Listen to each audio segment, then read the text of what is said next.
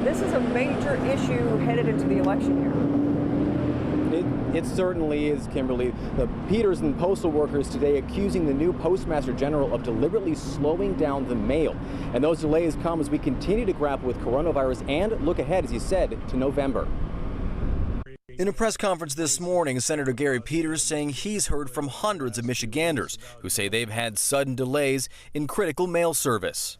Reductions in overtime, reductions in extra trips by transportation trucks to make sure that mail isn't sitting in the post office. Also speaking, Detroit Congresswoman Brenda Lawrence. Lawrence worked for USPS for 30 years, criticizing the Postmaster General Louis DeJoy and President Trump. She said without a working mail service, the November election is in danger. Our democracy is being held in the hands of the Postal Service. Last week, Peters announced an investigation into new directives from the recently appointed Postmaster General, who has run afoul with Democrats as the White House continues to drum up fears over voting by mail. But as the pandemic continues, Michiganders have increasingly relied on the mail service for vital needs, like Michelle Brown, who spoke to reporters about her husband missing a medication delivery. This was not a medicine that was life and death, but there's many of us that do get those medications that cannot miss a day, and it's getting worse.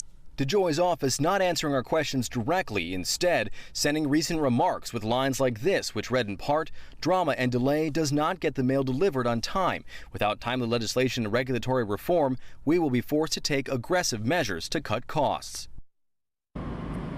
Peters has set up a specific website for Michiganders to go tell him their mail stories. Now, we want to hear those too. You can send those to our Hank Winchester at clickondetroit.com. Kimberly?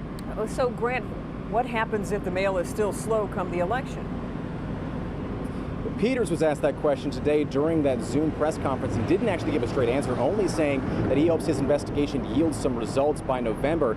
For those voters who don't want to put their absentee ballot in the mail, most county clerks' offices have secure drop-off boxes set up. They will be set up by November. Back to you. You can drop it off there. Okay, Grant, thanks.